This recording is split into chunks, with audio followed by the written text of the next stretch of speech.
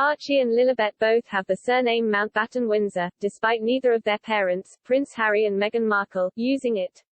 Harry and Meghan instead go by the Duke and Duchess of Sussex.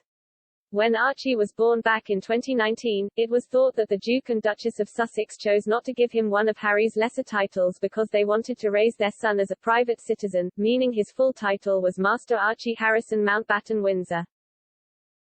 However, royal reporter Camilla Tomaini recently claimed that they did not want Archie to be known as the Earl of Dumbarton because it contained the word dumb. Sources told The Telegraph that this title of Scottish nobility was rejected because the Sussexes were worried about how that might look.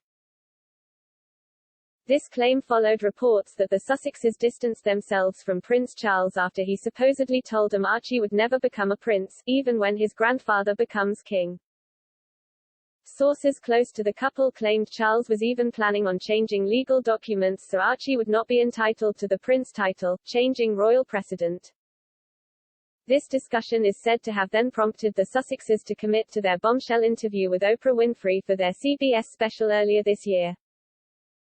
However, the Sussexes did give their son a deroyalised surname when he was born, indicating that they were already aware that he would not become a working royal even when Charles ascended the throne.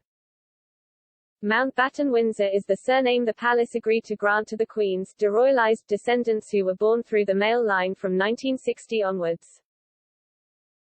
Royal author Sally Beadle-Smith explained that the Queen was keen to honour her husband Prince Philip, formerly Philip Mountbatten, by incorporating his name officially into the firm.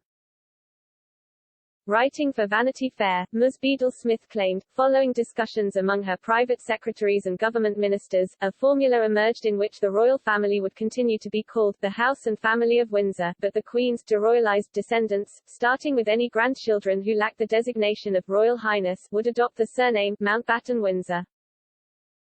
Those in the immediate line of succession, including all of the Queen's children, would continue to be called Windsor.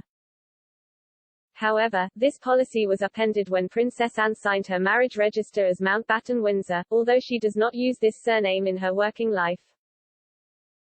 Still, sources also told The Telegraph that Harry never raised an issue about Archie not being a prince until their interview with Oprah Winfrey in March. Harry was reportedly adamant that his son should be raised without titles like his cousins Peter and Zara Phillips. Another source also claimed Harry and Meghan didn't want any titles for their children. However, Meghan alleged that Archie was prevented from having such a title and an HRH status during their bombshell tell-all, meaning he would not receive taxpayer-funded security.